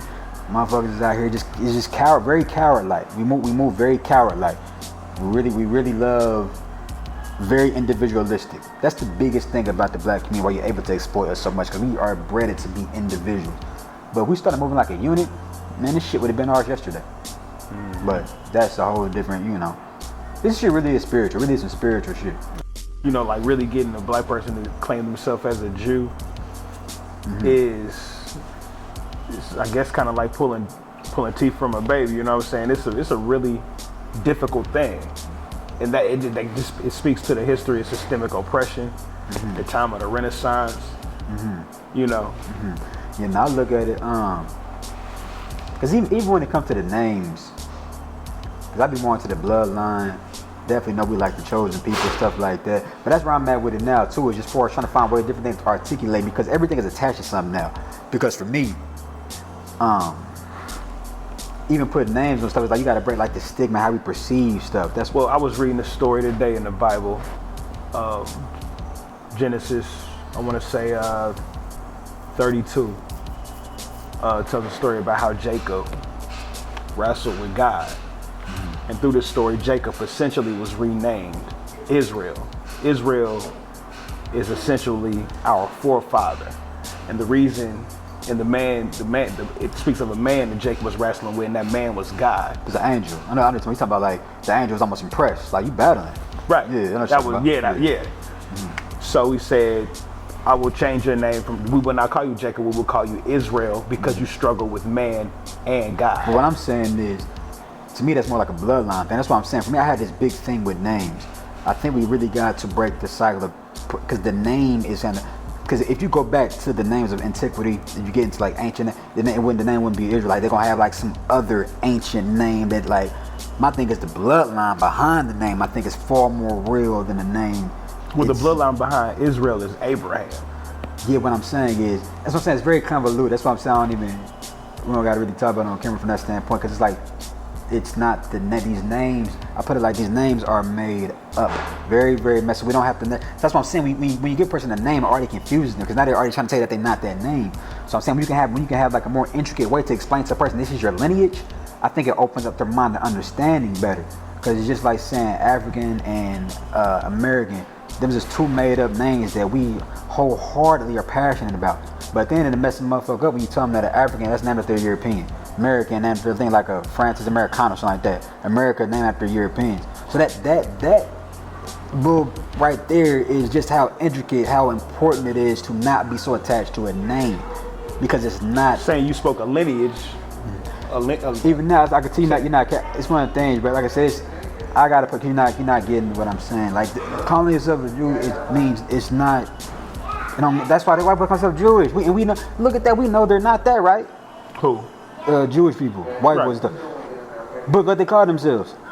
But they call themselves Jews, right? So that right there should be. But they couldn't call themselves Jews because they're not. They still Jews. do though. We refer to them as that. They said Jew. What I'm saying is even there right there shows you how the name isn't. There's not the relevancy isn't behind the name. Because a motherfucker come take your name. A motherfucker come give you a name. We walking around with a bunch of all our names. Man, what the fuck is a Brown with some motherfucker that clearly owned a bunch of slaves and Brown? Well, they call themselves Jewish based on a history of the Bible. You're not catching what I'm saying, bro. What I'm saying is the Bible's written in English. I'm saying the version you reading, right? Right. But what I'm saying, but you can go get the original version is in Hebrew. But you can go get a Hebrew version, right? Mm-hmm. So then you go get a Hebrew version, and then you got to take the Hebrew, and then you got to take what's the language of the Hebrew, and then you got to see how that language is. That's what I'm saying. These names and words that you keep tracing. We're talking about thousands and thousands of years. You're talking about letters that weren't even established to the alphabet yet. So you talking about like when you really get into talking about the actual. I mean, it's written in English because of slavery. It's written in English because of the time of the Renaissance. That's what I'm saying. It's gonna be a very confusing thing to just. You're confusing it. You confusing it. The Bible's actually kind of direct. I'm not confusing. It gives you a lineage. I'm talking about the names. I'm talking about the names aren't as relevant as we make them. It's just not. I'm talking about so irrelevant. How is Israel not relevant? And I said the names aren't relevant. I'm talking about the names, how we view the names of things. It plays a very, very psychological important part to the control. So I'm saying is once we understand that the name is just the surface level to the root of bloodlines and lineage, we can start to process stuff better. Like I said, it's just like being. Once we understand what? Once we understand that names is just the surface level to getting an understanding of the bloodline and the lineage, we can process stuff better. But being so stuck on names and stuff is hard to get into people's psyche of opening them up to accepting that. Because you're saying you don't even have to even bring up a name, and you can still get a person to accept something. Because like I said, I'm saying when people want to know who they are, you can come up with a new name. And people will operate in the covenant of that. Like they've done, like I said, you got motherfuckers that will call themselves African with pride, call themselves Nigerian with, call themselves, you got Nigeria, the whole continent of Africa is all named by Europeans. There's nothing on the continent of Africa that was named by Africans. Because Africans weren't named by Africans. That's like it's like a like so. That's what I'm saying. This stuff is like, it's like I said, that's like that's another conversation. We don't have to go down the rabbit hole of everything. It's just it's just a lot of studying and stuff like behind this type of stuff and whatnot. But, Well, the whole thing is, people want to know who they are in the Bible, and there's certain scriptures that will give you certain people and certain nations that one can relate to. That's what I'm saying. So you can do it right there, but I'm saying even before you do that, you can give people an understanding of who they are just through their lineage and bloodline. And then from there, people will even start to open them and see, oh, like they don't say it for you. Then they're like, oh, we the real Jews. It's that type of thing. But what I'm saying is, there's ways to do it because you walk with a person right now, but you know, there's ways to do it without saying the name. It's without getting into that first. I'm telling you, it puts a person in a defensive position. You walk up on somebody right now, they don't know nothing what you're talking about. Say you a Jew, they're already gonna be like, talking about I'm a Jew. But when you start to tell a person, I can show you your lineage in this book right here, they like prove it. Like, what you talking? Like you start breaking it down for them. Like I said, they're not saying it for you. It'll be broken down in English though. You have to break it down to them. There's nothing wrong breaking down in English, but what I'm saying is, as I said, it's like people watching probably catch what I'm saying because it's like you not catching what I'm saying. Nope. So I said it's cool. Nope. So I'm saying it's cool. I mean, because it's simple to me. It's not simple to everybody else though. That's the problem. So this because you're being simple. That makes no sense, yes, bro. It does. You overthink it. It's simple to everybody because they're being simple. The story I just gave you clearly shows that we are Israel. The human condition is far different than just saying something simple. That's God's battle. He can worry about the human condition. All I got is these scriptures for you. Well, that's for you. I'm talking about teaching. I'm talking about when it comes to teaching people. I know how to teach people stuff. So I'm saying to you can't never say something simple because nothing's simple until you learn it. You go tell a 3-year-old that riding a bike is simple. You put him on that bike with no training wheels. It ain't that simple. What are you trying to? Like I said, that's for me. Like I said, I gotta understand how to teach people, talk to people. But like, if you go into this aspect of telling somebody something simple that they have no understanding of it, you've already lost them from a teaching standpoint. Because like I said, go walk up on a 3-year-old and tell them that riding a bike is simple with no training wheels on it, and you will fuck that 3-year-old up because they'd be like, this is not simple, and I'm falling and scraping my knees all day. So I'm saying, if that's not for you, then don't even. But that's for me. I know how to talk to people and do that type of shit. But you don't got to take on every battle because it's like that's not my thing there. For me, it's simple, and I get it and maneuver through that. But learning shit ain't simple if you don't know it. It's just not. Like I got the woman I talk to the most. She know 5 languages, and she tell me that learning language is easy. Tell me learning language is easy, but until I start learning languages, it's not that. Like, you know Spanish, you know Italian, you know English, you know Arabic. How you know all this? But to her, it's nothing. But when you get into teaching somebody, there's fundamental principles to teaching. So it's just like teach somebody that really don't want to learn. Your spirit got to be into learning. It's kind of hard to teach somebody whose spirit ain't even into learning or. You got to show somebody how to learn. Transgressions of change. You got to show somebody how to learn. You can break. There are several people I could give that scripture to and be like, damn, that kind of sound like black folks. We do struggle with man and God. That's what we do at one point, praise God, and then at another point, go celebrate Christmas. And the book is very clear and evident. But once you understand that, you have to come to an understanding of that. Up until you come to the understanding of that, it's a very difficult thing. Mm-hmm. You can just look at our state of affairs and tell it's like a very difficult thing. Absolutely. Like, none of this stuff is on. But to say something simple becomes dismissive, and now it's like not even trying to accept the person's like learning curve and their teaching and their ignorance. And it's like I said, teaching is a very patient thing. There's a lot of fundamental layers. That'd be like me. I can't imagine somebody walking up on me saying like, yo, can you help me write scripts? Writing scripts is simple. In my face. What? That'd be crazy if I did. You know what I mean? You can't. But then once a person learns the fundamentals of it, it is kind of simple. Now, how good you're going to be is up to you and your creativity, how much of a good of a storyteller you are. Mm-hmm. But until you learn the fundamentals of script writing, you're going to look at that shit like it's an algebra equation. Like what? My scene headings and my actions and my page count and my interior setups and my establishing my actions right and my putting my exteriors, interiors right. So are you saying the fundamentals of the Bible are not in this? Fundamentals of life. I'm saying, are you saying the fundamentals of the scriptures in the Bible, the names aren't fundamental? No, what I was saying is names are more intricate than what people think. So I'm saying when we start stuff off with names. Yes. That's you got to start with the beginning. You got just the fundamentals. So I'm saying when you start something off with a name, it puts persons into a space of like they already want to be combative with you. Because now you're trying to tell somebody. A name is a powerful thing. That's why we so controlled. Because we all been named. That's the first thing you do with a pet. When you get a pet, you're going to name that motherfucker. Now it's your pet. And then you start feeding it. Now it's really your pet. So we all been named and fed. We domesticated like a motherfucker. Oh, so I'm saying it's a very difficult thing to start something out with the premise of a name. Because a person's not going to register and they're going to want to combat it. But once you teach them and then you give them like fundamental principles and you lay it out for them, you actually show them this is the complexities and the convolution of how you get to this point and this is why your name is that name, then it opens them up like, oh, so I am a Jew. It's that type of thing. But you got to bring a person there first. You can't just tell a motherfucker get on the bike and push him, and then like fuck that little kid. He don't want to go on bikes no more. You're like, nah. Like I remember, like you ever heard kids say like, I learned how to swim, but my dad threw me in the pool, but I don't like watering them. I don't get in water. You just threw the motherfucker in the pool. You put the motherfucker in the pool and show him the fundamentals of swimming, show the fundamentals of floating, show him like give him a different. But to toss a nigga in the pool and let him sink to the bottom, I think that's gonna help him. It's not smart. That's humans don't operate like that. Humans are very, very used to normalcy and like patterns. Like they like things to be very, very just what's the word? Like they need to be like regular. Like you know people like wake up every day. I wake up, I drink my coffee, I go to work, I come back home. But you fuck up one thing in their schedule, they like, oh, why you fucking on my schedule? So it's like, yeah, you gotta bring a human into like a space of like, just this is just a step-by-step thing, and you're gonna break it down. But that's some patient shit. That's what I'm saying. To do this shit, you really gotta be patient with our people, because if you go into, if your mindset is in a space of this, or you can accept the fact that others are just possibly unteachable or unreachable. You can just accept because there's a plenty. You got to accept your walk. So if you don't feel like that's your position on this earth, then don't make it your position. As far as when it comes to breaking stuff down and teaching people. I mean, there's people that will choose not to be reached, that will choose not to seek any kind of education. But a teacher's not focused. A teacher's not focused on that. A teacher's focused on teaching. Okay. You go into like a third grade classroom.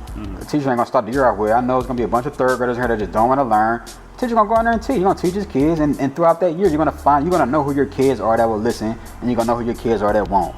But you can't be in a space of cynicism like these kids ain't gonna listen. You're already going to a direction of being not a good teacher. Teaching is a very, very. That's why it's like really shout out to teachers, because teaching is very patient. It's very humbling, and it's very discouraging. Because it's like what you're saying. Sometimes you can be in a space to where you just like, I don't think y'all even learning nothing. Yeah. Like I used to teach acting, and I have kids, and I have adults that I work with, to where trying to teach people the fundamentals of stuff when you're already talented at it is a difficult thing. Because then you just start to get in your head about, maybe I'm just talented and you can't teach this shit. But it's not true. You gotta be patient, and then you can meet a person at where they at. A person there's ways to open up a person where they can give you the best that they can do. Now it might not be no Denzel Washington, Daniel Day-Lewis shit by the time I'm done with you, but you'll know how to bring you to the screen. Everybody can bring them to the screen, you know. So that's just the thing about teaching. Like if you do it right, a person can find themselves in it, and then when they find themselves in it, now they're in a position to actually really start obtaining and gaining and learning this stuff. But that's a humbling, patient thing, though. You know, it ain't for the faint of heart. Teaching ain't for the faint of heart, because you have small moments where it really feels, yes, 28 kids and one of them is graduating. Like it's that type of, you know what I mean? But that's one of them make you feel good. Like I got one of them motherfuckers out of here. So, but that's humbling. That's humility to do that shit. Because I get what you're saying. I'm not saying what you're saying is wrong. What I'm saying is, to get that intricate is dangerous to the ignorant. To the ignorant, they're gonna just argue. They're gonna come here and debate with you all day, and then it's like you're not even. Absolutely, but I don't get into the debating. I don't deal with people. I just mean combative. I mean just combative. Yeah, I don't deal with that. Well, to have these discussions, there's gonna be no choice. If we deal with it, that means you just can't talk about it, or you can only talk about it around like minds. But I mean, you want to go out amongst your people, then you're going to deal with that. I got his brothers. I'm not one of them brothers. No, no. Not just mean as far as just you want to just spreading the message of the word in the field. Like you know how it is. That's real out there. Like people don't want to hear that. Like nigga, like no, they don't. I've seen instances where this got kind of chaotic just because brothers was trying to get the word out, just trying to put scriptures out there and help certain brothers and sisters know their nationality through the Bible and things like that. And you have scoffers, real aggressive scoffers, like that want to get violent and shit simply because you're trying to reach out to brothers and sisters in a way that's not being done. Yeah, because you got people who are open up to it and still won't be as open to something as simple as because you have people who practice things but they still understand who they are. I talked to a older lady calls me from time to time because she just likes to talk. She's just older and she likes the youth of like, she's really humble in the sense of, I think she's like 70, and the age that she's at, she still just enjoys seeing the fight of this new generation. And she'll talk to me she just loves that motivation. Like, I got the militant mind, and I'm saying stuff, but she's been like practicing Buddhist stuff for like a long time. But even through me just talking to her, I have her looking back into the word and like getting to, and she even looking at me, and she was even over there, she's like, but what's the name? What do we? And that's why I'm saying, and even that, even going to like the thing is the Jew thing, she wasn't resonating, because she was even understanding that, yeah, I get what you, but even something as simple as that, it's like, that's why I'm like, this stuff is much bigger than just, if I tell you this, then boom, it's like, that's what I'm saying. And that's somebody who's 70, that's somebody who they almost kind of tell us like, give up on the old folks, but it's like, it's not even true. It's like people, no matter if they feel like they live their whole life, or they coming in as babies, there's ways to open people up. It's just, you gotta just kind of weather the storm with that shit, because it can become a thing where it's like, never mind, think what you think, whatever, that type of thing. So like, yeah, because you're so passionate about it, you want to see people. That's what I'm saying. That's my past. What I'm saying. If it's not your, you know how I am. So I'm like, you talking to me about my shit right now. So it's like, that's what I do. You know what I mean? That's just in me to. How many times we've been on the phone 1,000 times? To where you just know what I'm about. So it's like, at the end of the day, that's just what he kind of do. So it's like, that's what I say. It's like, one thing about us, we do have to really get tapped into ourselves, and when it comes to talk like, oh, your purpose and what do you like? Because the more you tap into that, the more you can really be like, oh, this is just what I like to do, and this is what I'm going to do. We were talking about the other day, you got some dudes who are going to be like the tech guys. Even like on the set, you have people who do pre-production, people who do the actual set production, people who do post-production. You got some people who love to edit. They will edit films. They are brilliant editors. They will give you the best version of your film that you can get. But if you put them on set and tell them to go talk to some actors, they become so social, and weird, and tense up, and they don't even know how to be on the set. They just want to be back in their little rooms but that's what they do. So you can't just be giving everybody assignments that they not ordained to even have. It's like, you really got to find out what like the niche is and tap into your niche, and you will flourish in that. That's just my whole thing. It's like, we try to force roles on ourselves too often. Where it's like, so when it comes to I guess God, we should simply start at the basics with the 7 sins. I do like that from a fundamental perspective. Yeah, from a fundamental perspective. Because I do think the 7 sins are all predicated to showing you how your flesh is being attacked. Because if you can break down the 7 sins, you can fundamentally, though, because you can operate in lust. You got a lot of men out here. Maybe I've been victim to this, man. I've been, especially before I even got conscious, especially being in LA. Being in LA, when you in that industry, you can pretty much, when it comes to women, you can do what you want to do. Especially if you like a dude now to talk, got like a look about yourself, in your business, but it's nothing to just encounter the opposite sex and always be in a state of lusting. So it's like, you almost got to find things right there, like, yo, this is lust right now. I don't want no love from you. I don't want no. This is about some bedroom stuff. Let's get in here and let's get freaky with it. Like, then you got so even just that, from just a man's standpoint, then you got to look at, I don't know, the spirit of envy, something like that. Like, like, look at yourself in the mirror, like, do I be sideline hating, or do I really be happy for people, or do I really be da-da-da-da-da, or the spirit of, whatever it is, pride. That's the best, that's the most important one. Like, how prideful am I? Like, how many times can I not be told nothing just off me purely operating from a pride? Like, even when sometimes motherfuckers will know they wrong, and they're like, nah, I ain't about to admit that shit.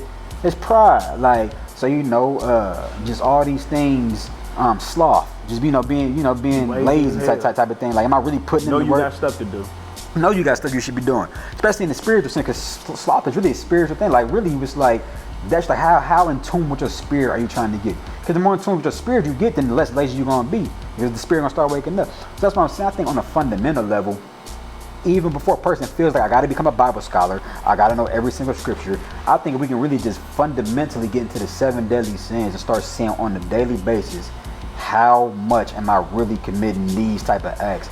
I think it'll start to open us up a lot to really just seeing, okay, I got to be living different. I just got to be living different. So, but that's something that's an ABC thing. That's anybody can just go to Google and just type in something. You can just look yourself in the mirror and go, what am I doing in my life, and how much am I operating? What do I got to change? And then I think from there, it's easier to open up the word. It's easier to get into the scripture. It's easier to really, now you get into almost the details of God. Like, okay, now this is, because now once I can fix my lust, my greed, my hate, my da-da-da-da, now I'm just even more humble to even just receive this word. But if you operate, you got so much shit, you still, this nigga I just fucked old chick last night, man. I just came in here, argued at such and such, and out here goddamn eating motherfucking bacon sandwiches all day. And she's like, how open are you really to really even? I'm prideful. I can't be told nothing. I just went to argue with my boss. I'm here arguing with my boss, and this is my motherfucking supervisor. She can fire me. I'm here on some pride shit. About to lose the job because so it's like we can really just gauge yourself without being on some Matthew 13:10 shit. It's like you ain't got let's just start basic first. It's just where you at then. And I guarantee when we tap into that, now it's like okay, now I'm motivating myself to really get into it. You must. I done heard you say Matthew 13:10 so many times. That's your shit, ain't it? I have. I be saying John, but it's completely made up. I'm just saying random stuff. I have no idea what that shit. Right. But because you said that, I should go look at what that scripture say. Because if I done said it, maybe it might be a word I need to go look at. Like, on everything. But yeah, that's just where I be at with it. Absolutely. You can say because this stuff can become very combative. You saw even in an open discussion. You was making coffee. No, it's the note. But this stuff can become combative. You saw even in an open discussion. You see how just a degree right there where it almost got combative. And we too like-minded, but so even in that, it's like even the most intricate thing we can start combating it to where it's like, man, we're gonna lose the substance of the point, right? Because that's like at the end of the day, that's my thing, like, but that, like I said, man, that's a lot of shit to do. That's a lot of shit that's complex. That's like you can't bring it to the people like that. Yeah, we could start right there. We could really start right there with the 7 sins. Yeah, this as a culture, I really think holistically that would really work. I'm telling you, once you look at the 7 deadly sins, and then you gauge your 6 senses, and then you look at this system, and you say, okay, how much does this system play on my senses to make me open to these 7 deadly sins? And then you'll start to see this system is of nothing but the devil, because all this system does is tell you to sin. This system tells you to lust. We have sex how we want to have it. It tells you to be a glutton. Everything is just oversized, eating bad, just abundance of everything, of just over. It tells you we have the spirit of jealousy because it's such a fish. It's crabs in a bucket. Not everything is about getting money. If everything's about getting money, how we not gonna be jealous? Because it's gonna be somebody with more money than you. So it's really like everything is pride. Because that's the number one thing. Because all of this stuff is based upon pride. Because if I strip away of this, now you're insecure. So now you're always prideful. Because you're just insecure because you're doing a bunch of stuff. But you're not peeping it like that. You just feel like you vicariously living in this life. But when you start to realize this ain't life, this is a system that somebody made up and they sabotage me. They want me fucked up like this. I think then we can start to really start to look ourselves in the mirror and go, okay, this is a fixed game. This is really like some shit that they just, But we will. Yeah, I think so. We will. I think so. So, what can we expect the Vernon Davis story? Oh, that's the script just got finalized, so the script's being but production as far as for that, I can't get like exact dates because the script did get touched, but the production everybody is being looked at and treated right now, so probably really soon, like cause okay. They moving, they're already like trying to attach a budget to it, a nice size budget, so that's cool, that's interesting. So yeah, looking at your work, I'm suspecting something really suspenseful, not something on the little suspenseful side. Drama kind of side. Yeah, man. Can I expect that? It's what I wanted to do was I wanted to capture Vernon's and Vontae's story, but also I still simultaneously showing the authenticity of what it was like growing up in DC in the 80s and 90s when DC was nicknamed. It had nicknames like Death City, Dodge City, when it was back-to-back murder capital champs, like when the crack epidemic was live in the fresh, and really just the overall flavor of the 90s. That's like a lot going on. So I wanted to simultaneously expose, look what it was like trying to thrive in this environment and still pulling it off, making it to the NFL. But so you can really just expect like a very authentic story of showing like a human's journey of making it against all odds type of thing. It's one of them things. And also when you make it against all odds, really how protected you be the whole time. Really having the Most High just sets up things for you to really just be like, man, it was nothing but the Most High to put you in that position to be there. Because it's like, you could have really just been a product of your environment. Showing the drug addiction, showing the crime rate, showing just the violence, showing just, it's like, so, yes, a lot of things going on in that script that really do, I think it's a compelling, I would use the word compelling. I think it's a compelling story. Like, I think it's one of the ones you'll watch and be like, man, that was a good movie. You know what I mean? No, it's interesting because I used to love playing with Vernon Davis on the Madden. He was easily Easily on my Madden squad. Yeah, now he got so many iconic moments. I mean, people who watch sports, they remember like the Mike Singletary moments and can't win with him. I want one, like, you know, the catch, you know, him hurdling over old boy like me. He definitely is a Hall of Famer. He's like a first, second ballot type Hall of Famer. I mean, one of the better tight ends to ever touch the game. And just having a brother who did his thing in the league too, and he got iconic moments as well. I mean, anybody who watched sports remember his brother just retired at halftime like last year, like just stuff like that, like just walking off the field in the middle of halftime. So they interesting, cool. They some dope, they some dope dudes. Like, they real cool and they real humble and they real got like a good spirit as far as just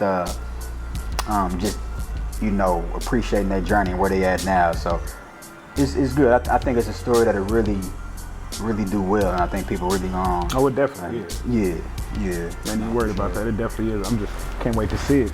Yeah, say me too. Definitely looking forward to it because I'm telling y'all right now, this man, he ain't fucking playing with none of us. Kind of godly, like, I'm just saying. I grew up with him, so I know what I'm dealing with. But in the meantime, if you enjoyed this, please like, comment, and subscribe.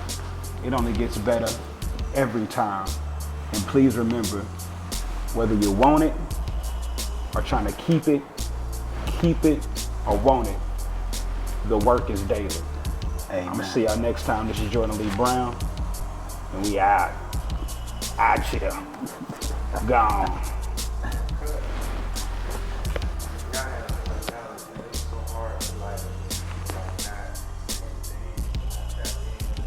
Say join.